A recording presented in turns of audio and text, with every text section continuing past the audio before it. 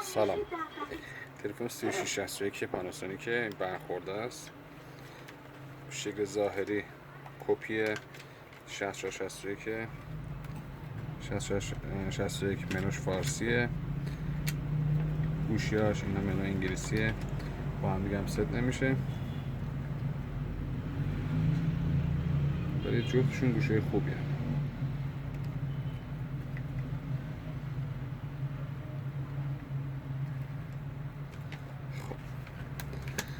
ببینید ما یه ورودی داریم اینجا، این ورودی مونه. زمان که شما برق میاد اولین قطعی که میسوزه سویچمونه. برای اینکه این هم سویچمون قشنگ در بریم، تو ویدیو من همیشه میگم اول قلب کاری میکنید دستگاه رو. ببین صدای تستر، صدای خیر و خیر داره.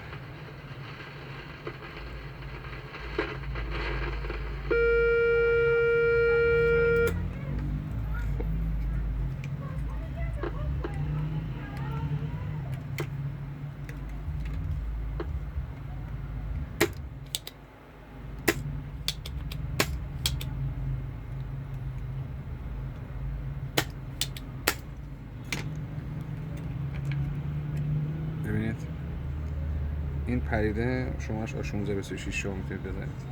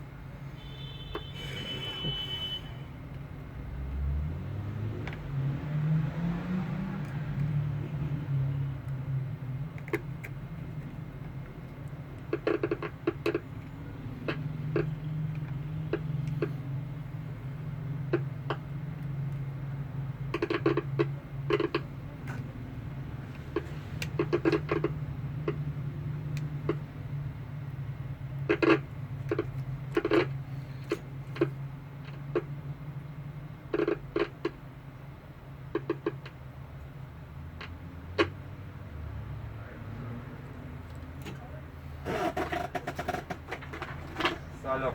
چطوری حسین جان؟ خب ببخشید مشتری اومد.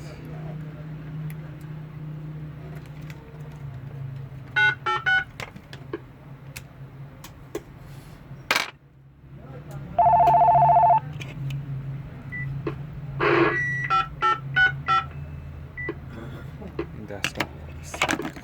حالا من میخوام چیکار کنم برای این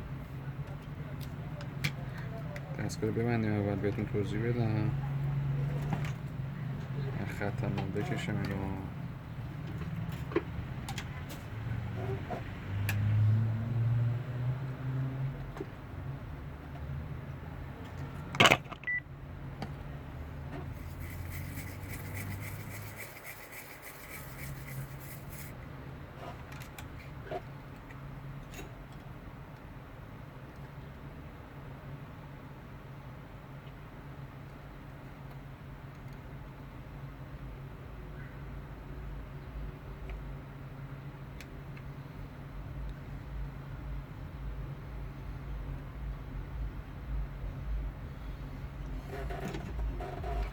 یه وریستور خودتون بردارید. ببینید الان این دوتا پایه اینه ورودی تلفنه.